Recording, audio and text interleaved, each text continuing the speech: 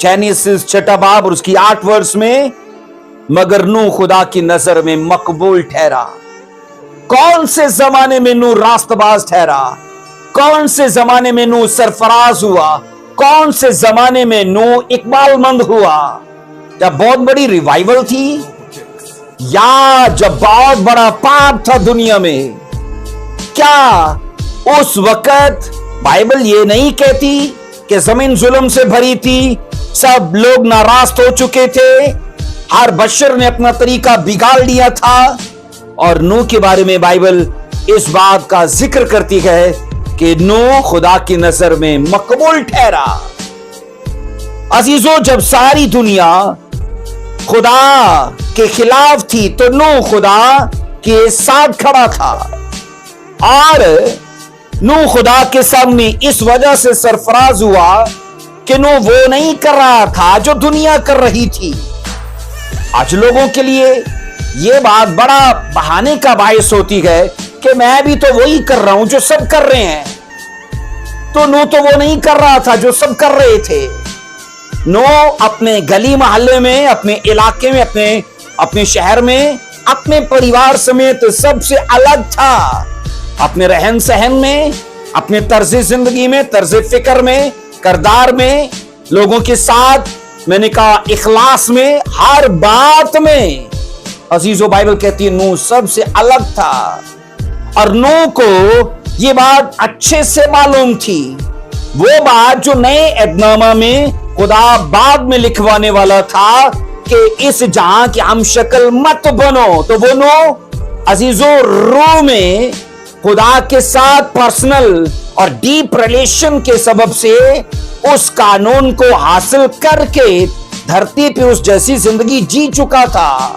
वो कानून जो बाद में आने वाला है, उस कानून को खुदा के दिल से नूह पहले ही निकाल के दुनिया पर, इस जहां पर उस कानून के मुताबिक जिंदगी जी कर गया। लोगों के लिए ये कहना आसान होता है कि नहीं जी बड़ा मुश्किल है, लोगों की तरह शादियां ना करना बड़ा मुश्किल है, लोगों की तरह रहन सहन ना रखना बड़ा मुश्किल है, लोगों की तरह करदारो तबाह ना गुजारना बड़ा मुश्किल है, लोगों की तरह अपना मिजाज, अपनी बोल चाल बना के ना रखना बड़ा मुश्किल है।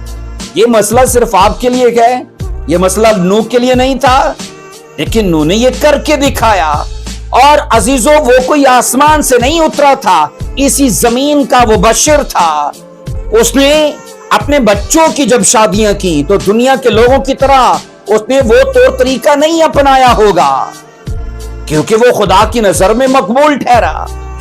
उसने अजीजों जब बिजनेस भी किया तो नाप तोल उसका पूरा है।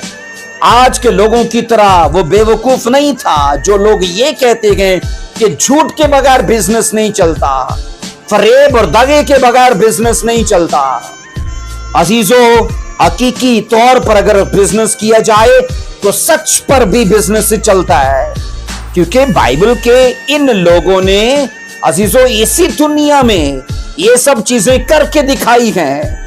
क्या उसको खाना पीना फरिश्ते आकर देते थे कि जमीन पर बिजनेस करके या जमीन पर काश्तकारी करके या लोगों के साथ डील करके उसने ये सब हासिल किया? यकीनन ऐसा ही था। नूह ने इस दुनिया पर रह के काश्तकारी भी की, नूह ने इस दुनिया में रह के बिजनेस भी किया, लोगों के साथ लेन देन भी किया, लेकिन हर चीज में अजीजों वो खुदा के साथ पूरी सच्चाई और खराई में था। खुदा के कवानीन को उसने अपने ऊपर पूरे तौर पर लागू किया, और इंसान के बीच में जो कवानीन थे उनको भी पूरे तौर पर उसने अपने ऊपर लागू किया। और इसलिए खुदा का कलाम उसे इस बात के लिए अजीजों इज्जत देता है कि वो उस जमाने में खुदा की नजर में मकबूल ठहरा जब पूरी दुनिया नाराज है, जमीन जुल्म से भरी है और लोगों ने रहने सहने का तरीका बिगाड़ लिया है। आज भी इस जमाने में नूह के जैसे लोग खुदा को चाहिए। वो आप हो सकते हो, वो मैं हो सकता हूं, वो हम में से कोई एक हो सकता है। उसे आज भी ऐसे लोग चाहिए جو زمین پر رہ کے یہ ثابت کریں کہ نہیں بھائی اس دنیا کے نظام کے خلاف جا کے بھی اس زندگی میں یا اس دنیا میں جیا جا سکتا ہے، اس دنیا کی ثقافت یہاں کے طور طریقے کے خلاف رہ کے بھی جیا جا سکتا ہے، اور ان لوگوں نے یہ کر کے دکھایا تھا۔ عزیزو اس وقت ساری دنیا میں صرف نوح راست باز ٹھہرا، اور بائبل کہتی ہے خدا نے اس پر اپنی خوشی کا اظہار کیا۔